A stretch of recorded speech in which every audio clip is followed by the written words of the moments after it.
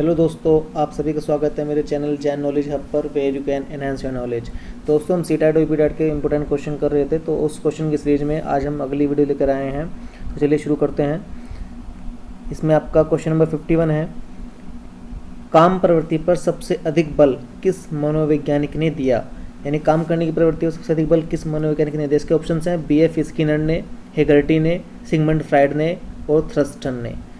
तो दोस्तों, इसका सही आंसर होगा आपका ऑप्शन नंबर सी, यानी काम प्रवृत्ति सबसे अधिक बल जो है वो सिगमंड फ्राइड ने दिया था। आप सभी जानते हैं कि सिगमंड फ्राइड ने आपके दो सिद्धांत और दिए थे, जिसमें से पहला सिद्धांत है आपका मनोविश्लेषण विधि के जन्मदाता और दूसरा इन्होंने दिया था स्वप्न विश्लेषण विधि के प्रतिपादक।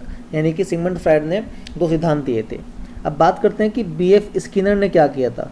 अब B.F. स्किनर जी ने दो सिद्धांत दिए थे, जिसका पहला सिद्धांत है क्रिया प्रसूत अनुबंधन का सिद्धांत और दूसरा सिद्धांत है सक्रिय अनुबंधन का सिद्धांत।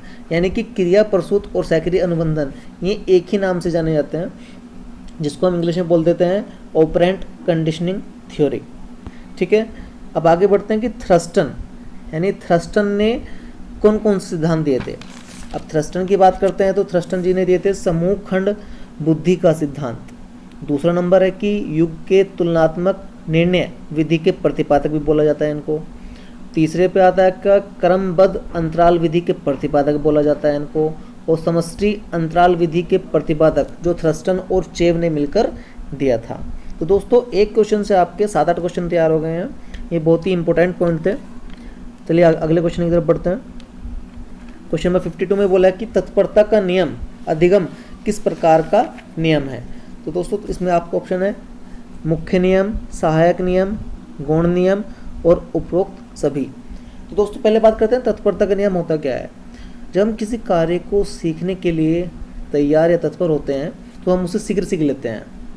यानी कि किसी कार्य को करने से पूर्व तत्पर या तैयार किए जाने पर यह नियम बल देता है, जिसको थोर्नडाइक ने दिया था। यानी कि जो तत्परता का नियम है, थोर्नडाइक ने दो नियम दिए थे, मुख्य नियम और गौण नियम। तो मुख्य नियम के अंतर्गत ही तत्परता का नियम आता है। अब बात करते हैं कि मुख्य नियम में और 3 कौन से नियम है। तो पहला तो हो गया तत्परता का नियम, दूसरा होता है इसमें अभ्यास का नियम और तीसरा है इसका प्रभाव का नियम। अब नीचे आता है कि गौण का नियम, इसमें क्या होता है। अब गौण ये भी थोर्नडाइक ने दिया था। अब गौण के नियम में 5 नियम होते हैं। पहला है बहुअनिक्रिया का नियम, दूसरा मानसिक स्थिति का नियम, तीसरा आंशिक क्रिया का नियम, चौथा समानता का नियम और पांचवा और लास्ट है आपका सहचर्य परिवर्तन का नियम। ये पांचों के पांचों नियम आपसे बहुत बार पूछे जाते हैं क्वेश्चन में, तो ध्यान रखिएगा। क्वेश्चन नंबर 53 पे चलते हैं कि थोर्नडाइक ने अधिगम नियम में सर्वाधिक प्रधानता किसको दी है। तो आपके ऑप्शन हैं तत्परता को, अभ्यास को, काम प्रवृत्ति को और प्रभाव को। तो दोस्तों, उसका सही आंसर होगा अभ्यास को। यानी थोर्नडाइक ने अभ्यास को सबसे ज़्यादा प्रधानता दी गई है। अभ्यास का मतलब होता क्या है, आप सभी जानते हैं कि यह नियम जो है ना, कार्य या सीखी गई विषय के बारे में जो हम बार बार अभ्यास कर लेते हैं उस पर बल देता है। यानी कि जब हम कोई कार्य करते हैं और उसका बार बार अभ्यास करते हैं तो हम उसको सरलतापूर्वक सीख जाते हैं या सरलतापूर्वक कर पाते हैं। यही अभ्यास का नियम था। तो जो अगला क्वेश्चन है 54, अधिगम का ठोस सिद्धांत किस मनोवैज्ञानिक द्वारा दिया गया। आपके ऑप्शंस हैं B.F. स्किनर द्वारा, हेगर्टी द्वारा, थोर्नडाइक द्वारा और थ्रस्टन द्वारा। तो दोस्तों, इसका सही आंसर होगा अधिगम का ठोस सिद्धांत। इसका सही आंसर है आपका थोर्नडाइक द्वारा, यानी थोर्नडाइक ने इसका प्रतिपादन किया था। तो अगला क्वेश्चन की तरफ बढ़ते हैं दोस्तों। निम्नलिखित में से किसके अनुकरण से बालक नया ज्ञान प्राप्त करता है। ऑप्शंस हैं शिक्षकों के, दोस्तों के, सहपाठियों के, माता पिता के और उपरोक्त सभी के। तो दोस्तों, बालक जो है शिक्षकों से भी ज्ञान प्राप्त करता है, दोस्तों से भी, माता पिता से भी, यानी कि सही आंसर होगा उपरोक्त सभी। अगले क्वेश्चन की तरफ बढ़ते हैं। क्वेश्चन नंबर 56 में दिया है आपका निम्नलिखित में से अधिगम को प्रभावित करने वाले कारक हैं शिवाय। यानी कि अधिगम को कौन कौन से प्रभावित करते हैं। तो सही आंसर क्या होगा, अभिप्रेरणा, रुचि, शारीरिक शक्ति और पूर्ण बलन। तो दोस्तों आपको पता है कि अभिप्रेरणा भी सही है, रुचि भी सही है, लेकिन शारीरिक शक्ति के बिना भी कोई प्रभाव नहीं पड़ेगा किस पर, बच्चे पर, यानी सही ऑप्शन होगा शारीरिक शक्ति। अगले क्वेश्चन की तरफ बढ़ते हैं।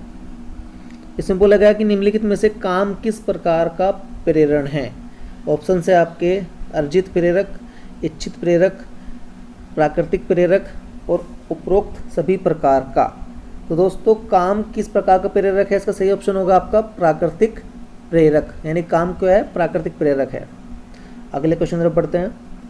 अगले क्वेश्चन में दिया है कि स्पष्टता के नियम में विचार होते हैं। ऑप्शन है आपके स्पष्ट, अस्पष्ट, सामान्य, उपरोक्त में से कोई नहीं।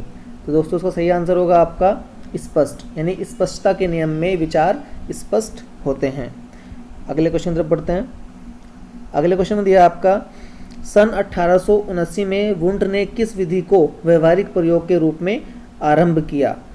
तो दोस्तों इसका सही आंसर होगा आपका, इसमें ऑप्शन दिए हैं जीवन व्रत विधि, प्रयोगात्मक विधि, प्रश्नावली विधि, मनोविश्लेषणात्मक विधि।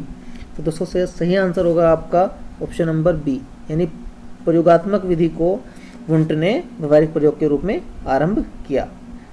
अगले क्वेश्चन तरफ बढ़ते हैं दोस्तों। क्वेश्चन नंबर 60 में बोला आपका अनुभव एवं प्रशिक्षण द्वारा व्यवहार में परिवर्तन लाना क्या कहलाता है। आपके ऑप्शंस हैं प्रेरकों का शमन, व्यवहार कुशलता, सभ्यता और अधिगम। तो दोस्तों इसका सही आंसर होगा आपका ऑप्शन नंबर डी, यानी कि अधिगम ही आपका सही आंसर होगा। तो दोस्तों अगले क्वेश्चन की तरफ बढ़ते हैं। अगले क्वेश्चन में दिया है कि आपका निम्नलिखित में से आदत होती है। आपके ऑप्शंस हैं संवेदात्मक क्रिया, मूल संवेगात्मक क्रिया, पूर्व अनुभवों की पुनरावृत्ति, उपरोक्त सभी। तो दोस्तों आदत क्या होती है, आदत होती है जो आप उसको बार बार दोहराते हैं, यानी कि जो आपकी स्वाभाविक आदत है, जो आपके पहले अनुभव किए हुए हैं। तो इसका सही आंसर होगा आपका ऑप्शन नंबर सी, पूर्व अनुभवों की पुनरावृत्ति। अगले क्वेश्चन तरफ बढ़ते हैं दोस्तों। अगले क्वेश्चन में बोला है कि ज्ञानात्मक अधिगम, गामक अभिगम और संवेदनात्मक अभिगम क्या है। ऑप्शन है आपके अधिगम के प्रकार, अधिगम की अवस्था, अधिगम की प्रकृति, अधिगम स्थानांतरण। तो दोस्तों सही ऑप्शन होगा आपका ऑप्शन नंबर ए, यानी कि ज्ञानात्मक, गामक और संवेदनात्मक ये क्या हैं, अधिगम के प्रकार हैं। दोस्तों अगले क्वेश्चन तरफ बढ़ते हैं। क्वेश्चन नंबर 63, इसमें बोला गया है कि बीएफ स्किनर का टेंटोफोन किसका आकलन करता है। ऑप्शन है आपके मानसिक स्तर का, व्यक्तित्व का, अधिगम स्थानांतरण का, उपरोक्त सभी का। तो दोस्तों इसका सही आंसर होगा आपका व्यक्तित्व का, यानी जो टेंटोफोन है बीएफ स्किनर ने जो बनाया था वो व्यक्तित्व का आकलन करता है। अगले क्वेश्चन तरफ बढ़ते हैं दोस्तों।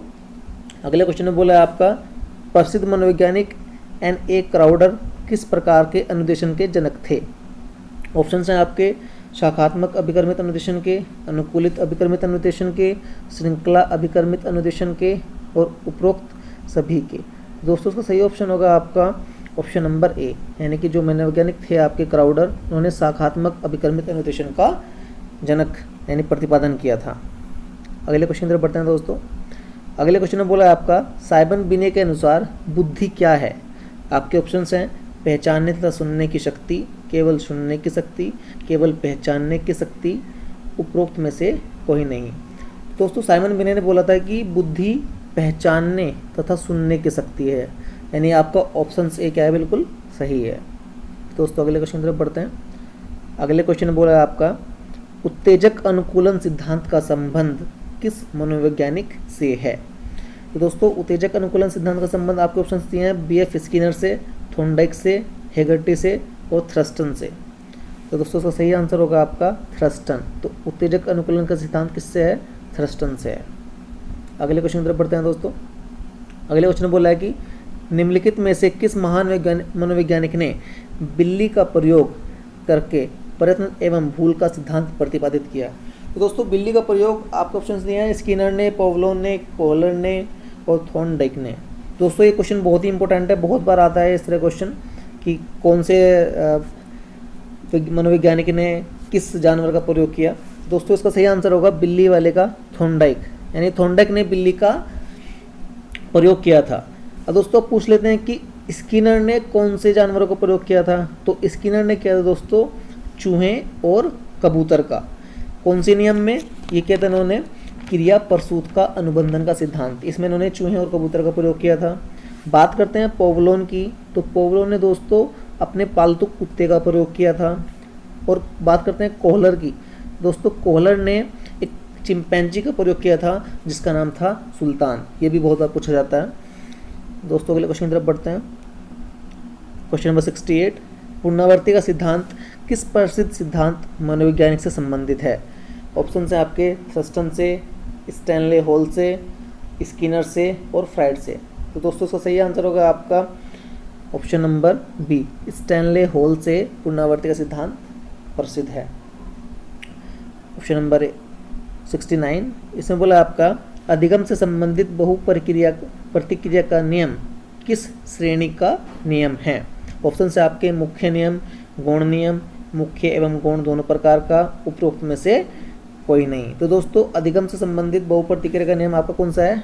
गौण नियम। हमने आपको पहले बोला था कि गौण नियम 5 नियम होते हैं। बहु अनुक्रिया का नियम, मानसिक स्थिति का नियम, आंशिक क्रिया का नियम, समानता का नियम और साहचर्य परिवर्तन का नियम।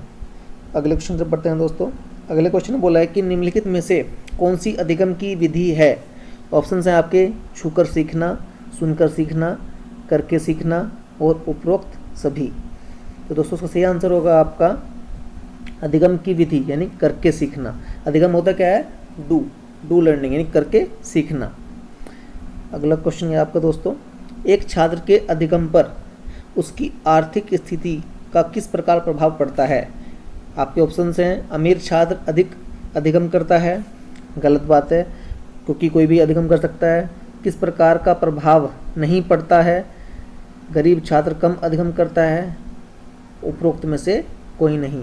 तो दोस्तों को सही आंसर होगा आपका कि किसी प्रकार का प्रभाव नहीं पड़ता, उसकी गरीबी से उसके अधिगम पर कोई प्रभाव नहीं पड़ता। तो दोस्तों अगला क्वेश्चन है आपका, निम्नलिखित में से आदत होती है संवेदनात्मक क्रिया, मूल संवेदनात्मक क्रिया, पूर्व अनुभवों की पुनरावृत्ति और उपरोक्त सभी। हमने आपको पहले ही बताया था कि पूर्व अनुभवों की पुनरावृत्ति ही आपकी आदत होती है। अगला क्वेश्चन दोस्तों, इसमें बोला है कि शिक्षा द्वारा सत्यम शिवम सुंदरम के उद्देश्य को अपनाया जाना चाहिए, यह विचारधारा किसकी है? तो दोस्तों यह विचारधारा आपके ऑप्शन दिए हैं आदर्शवाद, प्रकृतिवाद, यथार्थवाद और प्रयोजनवाद। तो दोस्तों इसका सही आंसर होगा आपका आदर्शवाद। ठीक है, अगले क्वेश्चन पर पढ़ते हैं दोस्तों। अगले क्वेश्चन में बोला आपका प्राइमरी मेंटल एबिलिटीज़ नामक पुस्तक के लेखक कौन हैं? ऑप्शन है आपके Thorndike, Thurstone, Skinner, crow and crow. तो दोस्तों इसका सही आंसर होगा आपका थ्रस्टन, यानी प्राइमरी मेंटल एबिलिटीज़ के जो नामक पुस्तक है उसके लेखक हैं आपके थ्रस्टन। तो दोस्तों अगले क्वेश्चन से पढ़ते हैं, आदर्शवादी शिक्षा की प्रक्रिया में शीर्ष स्थान किसे दिया जाता है? आपके ऑप्शंस हैं दोस्तों विद्यालय को, शिक्षकों को, शिक्षार्थियों को, इनमें से कोई नहीं। दोस्तों उसका सही ऑप्शन होगा आपका ऑप्शन नंबर बी, यानी आदर्शवादी शिक्षा की प्रक्रिया में शीर्ष स्थान शिक्षकों को दिया जाता है। तो दोस्तों आज हम इतने रखेंगे, अगली वीडियो में इससे आगे क्वेश्चन करेंगे। तो दोस्तों अगर आपको मेरी वीडियो अच्छी लगी है तो प्लीज़ मेरे चैनल को सब्सक्राइब कीजिए, वीडियो को लाइक कीजिए और शेयर कीजिए। Thank you.